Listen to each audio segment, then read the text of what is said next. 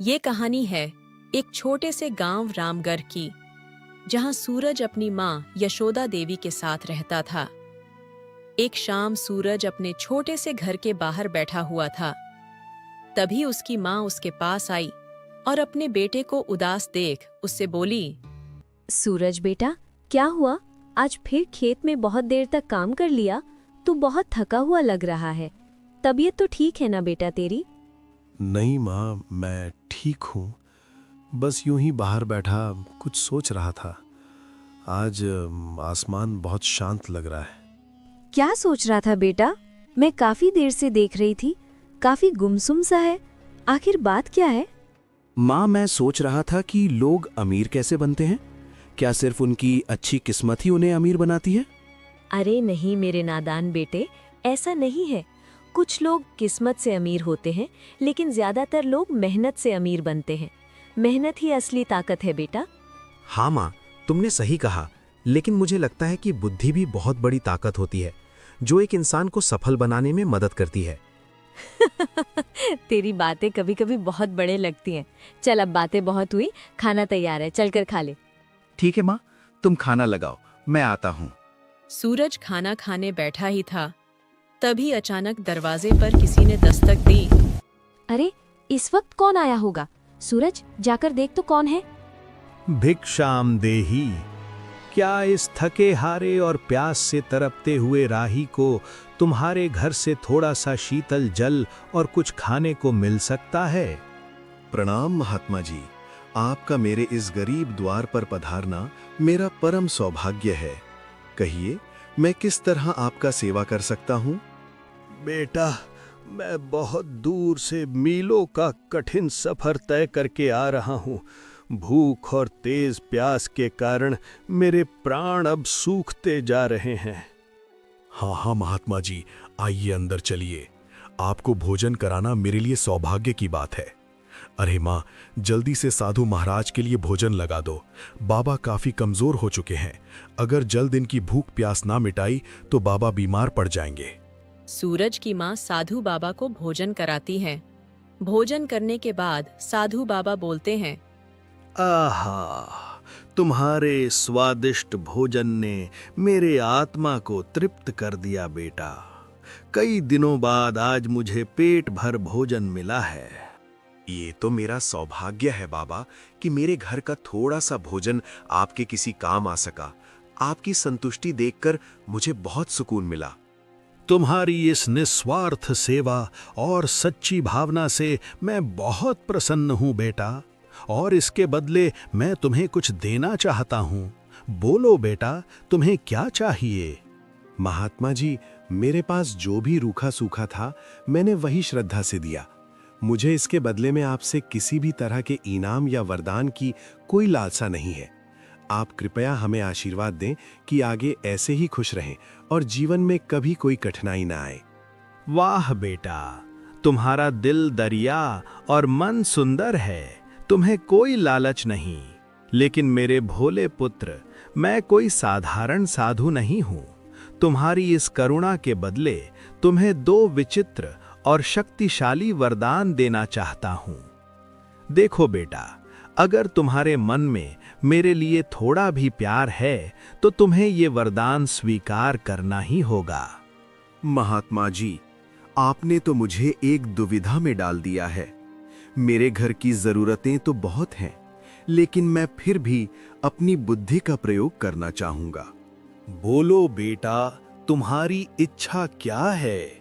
तुम जो कुछ भी चाहो बिना किसी संकोच या डर के मुझसे बेहिचक मांग सकते हो। बाबा, मेरा पहला वरदान ये होवे कि जब भी मैं अपने मन से कोई सवाल पूछूं तो मुझे हमेशा सच्चा उत्तर मिले, ताकि मैं कभी गलत रास्ते पर ना जाऊं। तथास्तु बेटा, आज से तुम्हें हर सवाल का सच्चा उत्तर मिलेगा। ये वरदान तुम्हें सही रास्ता दिखाएगा।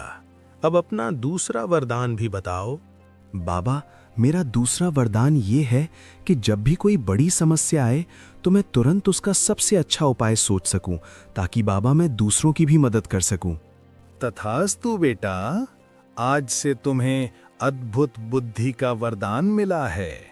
तुम अपनी समझदारी से बड़ी बड़ी समस्याएं सुलझाओगे और लोगों की मदद करोगे। अच्छा बेटा, अब मैं चलता हूँ। अपने शक्तिशाली वरदानों का सही इस्तेमाल करना। खुश रहो मेरे पुत्र। साधु बाबा के जाने के बाद घर में कुछ देर तक शांति छाई रही। फिर अचानक सूरज की माँ ने सूरज की ओर उदासी की निगाहों से देखती है और बोलती है, सूरज, मुझे अभी भी समझ नहीं आ रहा, तूने इतने अच्छे अवसर पर कुछ ऐसा क्यों नहीं मांगा जो हमारी गरीबी दूर कर सके? माँ, धन दौलत तो कभी ना कभी खत्म हो जाती है, लेकिन जो मैंने मांगा है वो हमेशा हमारे काम आएगा।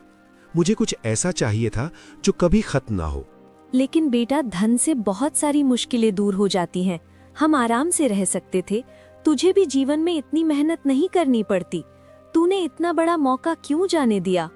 माँ, धन आज है तो कल नहीं भी रह सकता है, लेकिन बुद्धि और सच्चाई हमेशा साथ रहती हैं। अगर इंसान के पास समझ हो तो वो सब पा सकता है। तेरी बातें सुनकर लगता है तू सच में समझदार हो गया है। शायद मैं ही जल्दी गुस्सा हो गई थी।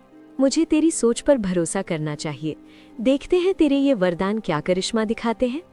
माँ, मुझे भी नहीं पता आगे क्या होगा, लेकिन मुझे विश्वास है सब अच्छा होगा। अगर बुद्धि और सच्चाई साथ हों तो हर मुश्किल आसान हो जाती है।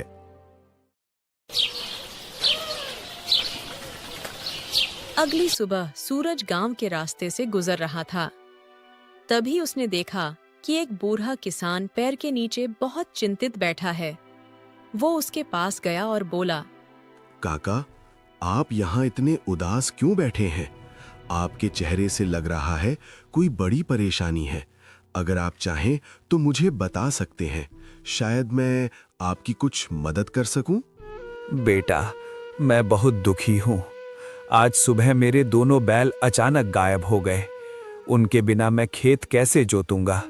इस साल मेरी फसल बर्बाद हो जाएगी। काका, आप चिंता मत कीजिए। पहले आप मुझे ठीक से बताइए कि क्या हुआ। आखिरी बार आपने बैलों को कहाँ देखा था? शायद वहीं से हमें कोई सुराग मिल जाए। बेटा, मैं सुबह उन्हें खेत के पास बांधकर पानी लेने गया था। जब वापस आया तो दोनों बैल वहां नहीं थे। मैंने आसपास बहुत ढूंढा, लेकिन उनका कहीं भी पता नहीं चला।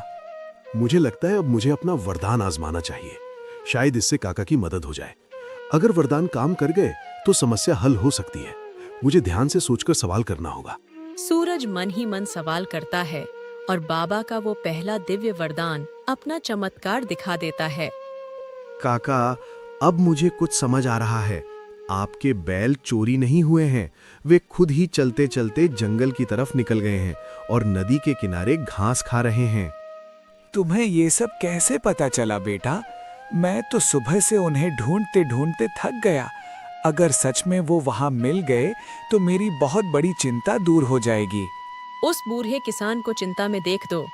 गांव वाले भी पास आ जाते हैं। क्या बात है काका, आप परेशान क्यों हैं? क्या कोई मुसीबत आ गई है? हम दूर से देख रहे थे, आप बहुत चिंतित बैठे थे। अगर जरूरत हो तो हम कुछ मदद करें।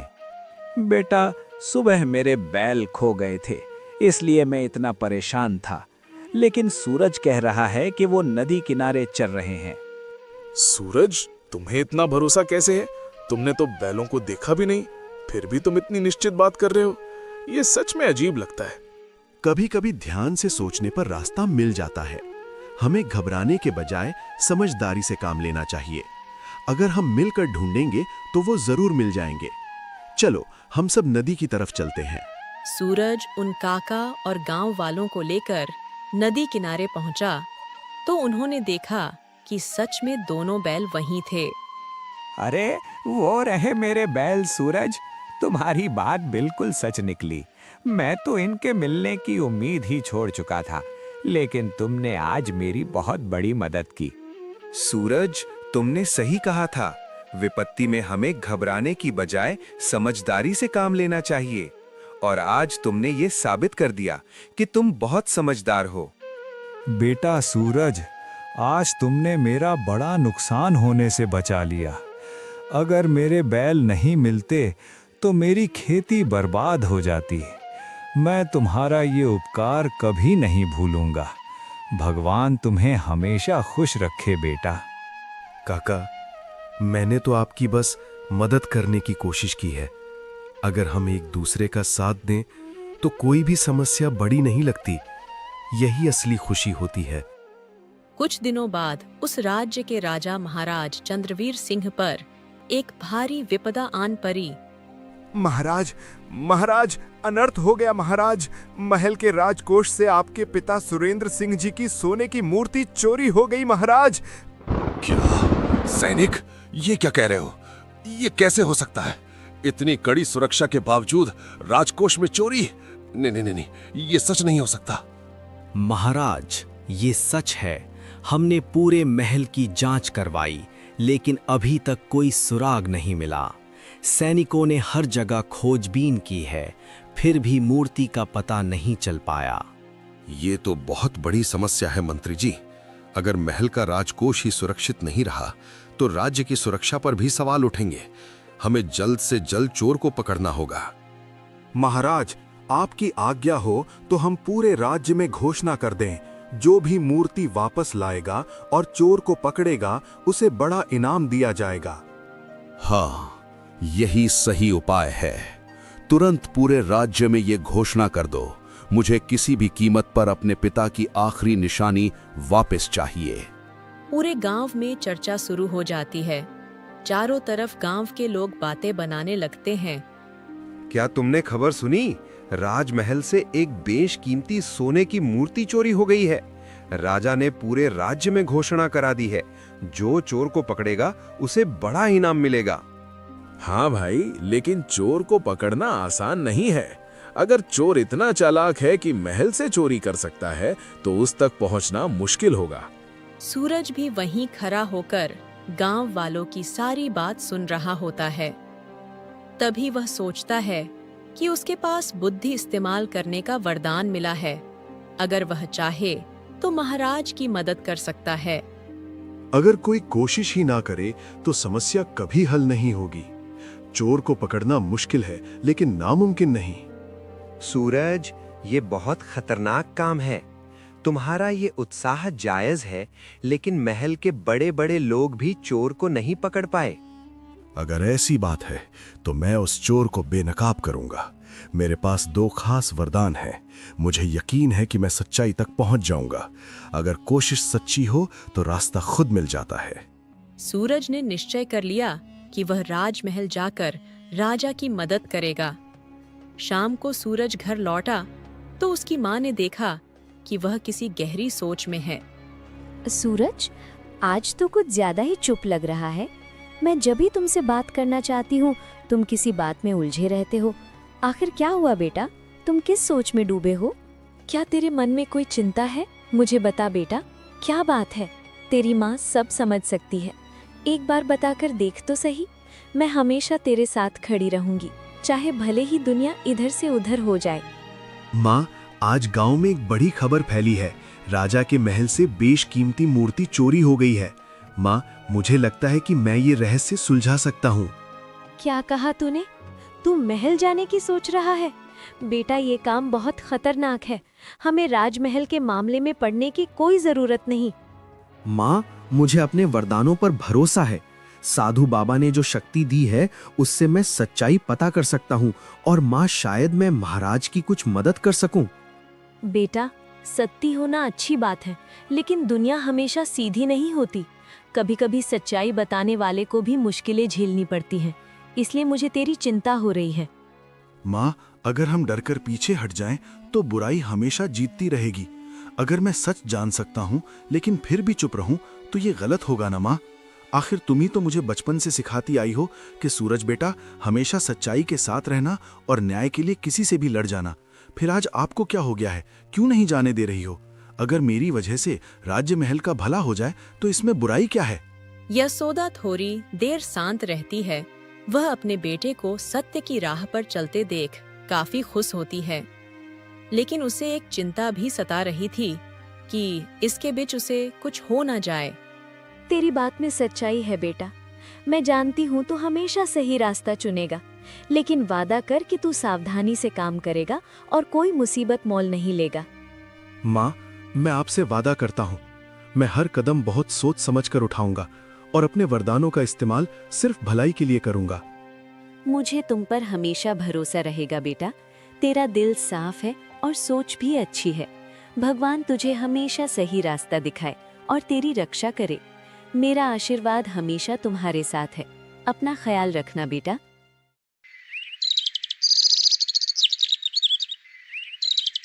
माँ का आशीर्वाद लेकर सूरज अगले दिन महल जाने की तैयारी करने लगा।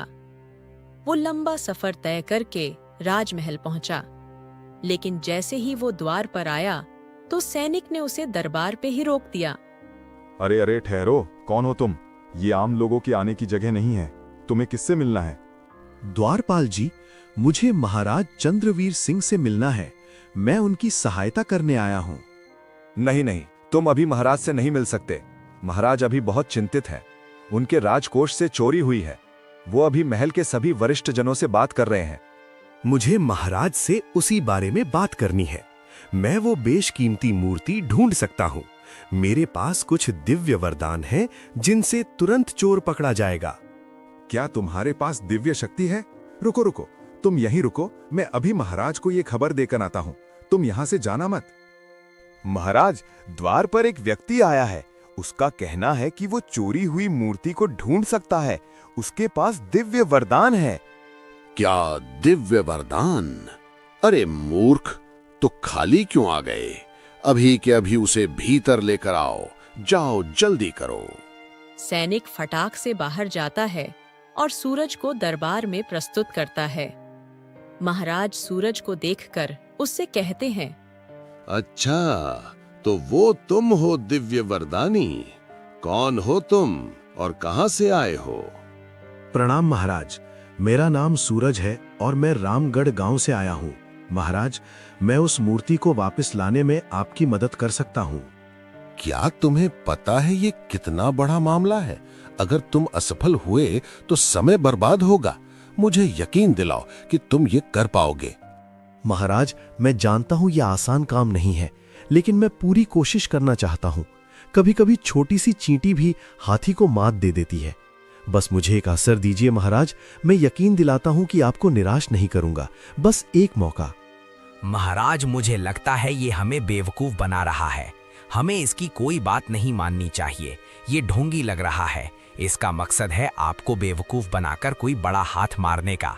हम तो कहते हैं इसे यहाँ से निकाल फेंकते हैं, क्योंकि अगर इस पर समय बर्बाद किया तो मूर्ति भी हाथ से चली जाएगी और ये अनजान व्यक्ति को बड़ा हाथ भी मार लेगा। अरे तुम अभी तक यहीं हो? चलो जाओ यहाँ से। महाराज अभी बहुत गुस्से में हैं। नहीं नहीं मंत्री जी, ये कहीं नहीं जाएगा। न जाने क्यों मुझे इस पर विश्वास हो रहा है। ये काफी विश्वास के साथ कह रहा है कि ये चोर को पकड़ सकता है। मुझे लगता है मंत्री जी, इसे एक मौका देना चाहिए। ठीक है सूरज, मैं तुम्हें एक अवसर देता हूं, लेकिन तुम्हें बहुत सावधानी से काम करना होगा। अगर तुम सच में चोर को पकड़ सके तो तुम्हें बड़ा इनाम मिलेगा, और अगर मेरा समय बर्बाद किया तो उसका भी सजा तुम्हें मिलेगा। धन्यवाद महाराज, मुझे विश्वास है कि सच जल्द ही सामने आ जाएगा और वो बेशकीमती मूर्ति भी वापस मिल जाएगी। राजा की अनुमति मिलने के बाद सूरज ने महल के सभी सेवकों औरों को एक जगह बुलाने का अनुरोध किया। महाराज, मुझे महल के सभी लोगों से मिलना है। जो भी उस रात महल में मौजूद थे, उन सभी को यहाँ बुलाया जाए। सच्चाई उन्हीं के बीच छुपी हुई है। ठीक है सूरज, जैसा तुम कह रहे हो वैसा ही होगा। सैनिकों, तुरंत महल के सभी सेवकों को यहाँ बुलाओ। आज हम इस रहस्य का अंत करना चाहते हैं। कुछ देर बाद महल के चारों सेवक दरबार में खड़े होते हैं। उनके चेहरे पर डर साफ झलक रहा था। महाराज, महल के सभी सेवक यहाँ उपस्थित हैं। अब ये अपनी बात बता सकता है। हम सब जानना चाहते हैं कि इन महाशय का क्या तरीका है। क्या चोर पकड़ा भी जाएगा या सिर्फ समय ही बर्बाद होगा? सूरज मन ही मन सोचता है और अपना पहला वरदान इस्तेमाल करता है।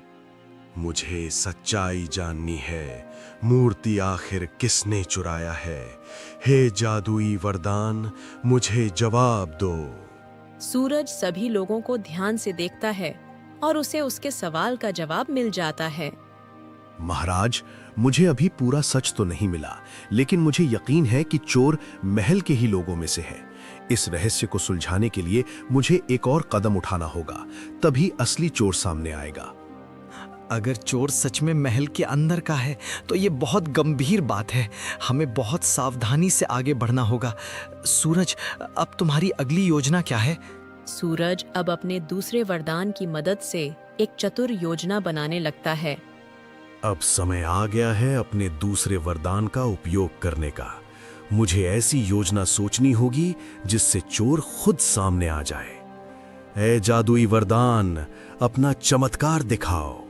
सूरज मन ही मन मंत्र को जपता है और उसे तुरंत एक सुझाव सूझता है। महाराज, मुझे एक छोटा सा प्रयोग करने की अनुमति चाहिए। इससे हमें चोर का पता चल सकता है, लेकिन इसके लिए सभी लोगों को यहीं खड़ा रहना होगा। कोई भी अपनी जगह से थोड़ा भी नहीं हिलेगा। अगर किसी ने अपना एक पैर भी हिलाने की कोशिश की तो समझ लो महाराज उसे नहीं छोड़ेंगे। ठीक है सूरज, तुम्हें अनुमति है।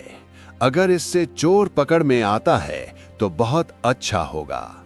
सैनिकों, ध्यान रखना कि कोई भी यहां से बाहर न जाए। मेरे पास एक खास जादुई तरीका है। जिसने मूर्ति चुराई है उसके पैर वहीं थम जाएंगे। वो अपना एक कदम भी आगे नहीं बढ़ा पाएगा। इसलिए जिसने भी मूर्ति चुराई है वो ईमानदारी से आकर महाराज से माफी मांग ले, वरना मेरा जादू उसे अपाहिज बना सकता है। लेकिन हाँ, आप सब मत डरिए, ये जादू मेरा सिर्फ चोर पर ही प्रयोग होगा। जो लोग चोरी नहीं किए उन्हें कुछ नहीं होगा। ये तो बहुत अजीब तरीका है, लेकिन अगर इससे सच्चाई सामने आ जाए तो ये सच में कमाल की बात होगी। अब देखते हैं क्या होता है। सभी लोग घबराकर एक दूसरे को देखने लगते हैं, लेकिन वास्तव में सूरज ने जो कहा था वो असल में एक चाल थी। ऐसा कोई जादू उसने इस्तेमाल नहीं की थी, क्योंकि सूरज जानता था कि चोर तुरंत उसके सामने आने वाला है। अब मेरा दिया हुआ समय यहाँ खत्म होता है। तुम लोग ऐसे नहीं मानोगे। अब मुझे अपना जादू इस्तेमाल करना ही होगा। अब तुम लोग अपाहिज होने के लिए तैयार हो जाओ। हे जादुई महाराज, जिसने भी मूर्ति चुराई है उसका पैर वहीं जमा दो, कभी वो चल न सके। सूरज की बात सुनकर चारों सेवक एकदम से घबरा जाते हैं। तभी एक सेवक डर के मारे वहां से भागने लगता है। रुकिए रुकिए महोदय जी, कहाँ खिसक रहे हो? सभी को यहीं रहने को कहा गया है ना, तो आप कहाँ जा रहे हो? कहीं आप ही तो चोर नहीं? रुको, कहीं भागने की कोशिश मत करना। महाराज के आदेश से तुम कहीं नहीं जा सकते। तुरंत सच बता दो, वरना सजा और भी कठोर होगी। सेवक डरकर घुटनों पर बैठ जाता है और अपनी गलती स्वीकार करने लगता है। महाराज, मुझे माफ कर दीजिए। मुझसे बहुत बड़ी गलती हो गई। लालच में आकर मैंने मूर्ति चुराई और उसे महल के पीछे छिपा दिया है। सूरज की चतुर चाल से सच्चाई सबके सामने आ गई। महाराज, लेकिन ये सब मैंने अकेले नहीं किया, इसमें कोई और भी शामिल था। क्या मतलब है तुम्हारा? सच सच बताओ, तुम्हारे साथ और कौन था? अगर और झूठ बोला तो सजा और भी कठोर होगी। महाराज, मैं सच कह रहा हूँ। मुझे ये काम करने के लिए मजबूर किया गया था। जिसने मुझे ये करने को कहा वो कोई और नहीं बल्कि मंत्री जी हैं। एक पल के लिए दरबार में सन्नाटा छा गया। राजा चंद्रवीर के होश उड़ गए। जिस मंत्री पर वह सबसे ज्यादा विश्वास करते थे, वो आज उन्हीं के पिता का मूर्ति चोर निकला। मंत्री, ये मैं क्या सुन रहा हूँ? क्या सच में तुम इस चोरी में शामिल हो? मैंने तुम्हें अपना सबसे भरोसेमंद सलाहकार बनाया था और तुमने ही मुझे धोखा दिया। तुम्हें शर्म नहीं आती? जिस थाली में खाए उसी में आज छेद कर दिए। महाराज, कृपा मेरी बात सुनिए। ये सेवक झूठ बोल रहा है। मैंने ऐसा कोई आदेश नहीं दिया था। ये अपनी गलती मुझ पर डाल रहा है। नहीं महाराज, मैं सच कह रहा हूँ। मंत्री जी ने ही मुझे मूर्ति चुराने को कहा था। इन्होंने वादा किया था कि बाद में मुझे इनाम मिलेगा। लालच में आकर मैंने ये गलती कर दी। मुझे माफ कर दीजिए महाराज। मेरे छोटे छोटे बच्चे हैं। हमारी इतनी हिम्मत नहीं कि आपसे दुश्मनी लूं। वो तो मंत्री जी ने मुझे लालच दे दिया। सच क्या है ये हमें अभी पता चल जाएगा। सैनिकों, तुरंत महल के पीछे जाकर मूर्ति की जांच करो। अगर सेवक की बात सच निकली तो मंत्री को कड़ी सजा दी जाएगी। जैसी आज्ञा महाराज, हम अभी जाकर मूर्ति की जगह की जांच करते हैं। कुछ देर बाद सैनिक वापस आते हैं। महाराज, सेवक की बात सच निकली। मूर्ति वहीं छिपाई गई थी जहां उसने बताया था। हम उसे वापस दरबार में ले आए हैं। अब सच्चाई पूरी तरह स्पष्ट है। मंत्री, अब भी क्या तुम कुछ कहना चाहते हो? सच्चाई सबके सामने आ चुकी है। तुमने न सिर्फ चोरी की योजना बनाई बल्कि पूरे राज्य के विश्वास को तोड़ा। महाराज, अब मैं सच छिपा नहीं सकता। लालच ने मेरी बुद्धि को अंधा कर दिया था। मैंने ही सेवक को मूर्ति चुराने के लिए कहा था। मुझसे बहुत बड़ी गलती हो गई। कृपया महाराज, मुझे माफ कर दीजिए। आज के बाद कभी ऐसी गलती नहीं होगी। सैनिकों, मंत्री और सेवक दोनों को तुरंत कैद में डाल दो। ऐसे लोगों को सजा मिलनी ही चाहिए ताकि राज्य में न्याय बना रहे। सैनिक मंत्री और सेवक को लेकर चले जाते हैं। चोरी का रहस्य सुलझने के बाद राजा बहुत प्रसन्न हुए। उन्होंने सूरज से कहा, सूरज, आज तुमने बहुत बड़ा काम किया है।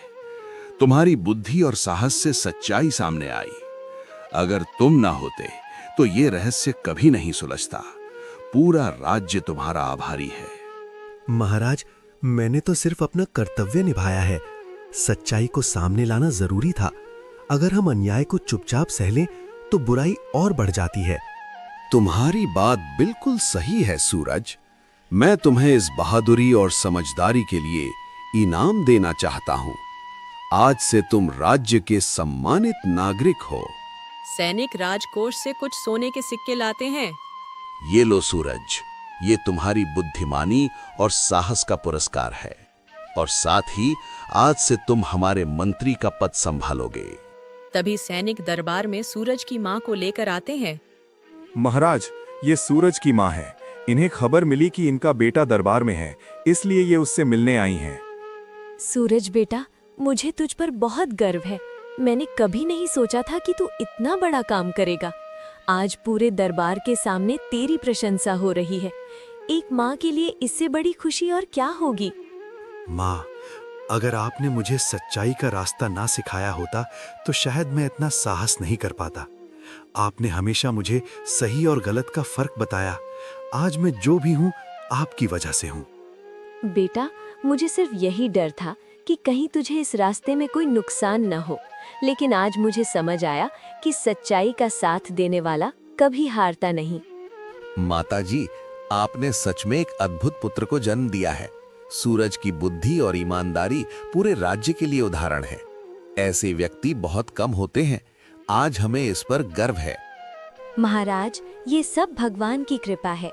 मैंने तो बस इसे अच्छे संस्कार देने की कोशिश की है। अगर मेरा बेटा दूसरों की मदद कर सके तो यही मेरे लिए सबसे बड़ा इनाम है। फिर भी सूरज को उसके साहस का पुरस्कार मिलना चाहिए। आज से इसे राज्य का मंत्री बनाया जाता है और इसे इनाम में सोने के सिक्के दिए जाते हैं ताकि इसका भविष्य उज्जवल बने। महाराज, आपका बहुत बहुत धन्यवाद। लेकिन मेरे लिए सबसे बड़ी खुशी यही है कि मैंने सच को सामने लाने में मदद की और राज्य की सेवा कर पाया। उस दिन के बाद पूरे राज्य में सूरज की बुद्धि और साहस की कहानी सुनाई जाने लगी। तो दोस्तों, सूरज की ईमानदारी और नेकी के कारण महाराज का भला हो पाया और सूरज अपने जीवन में सफल हुआ। धन्यवाद।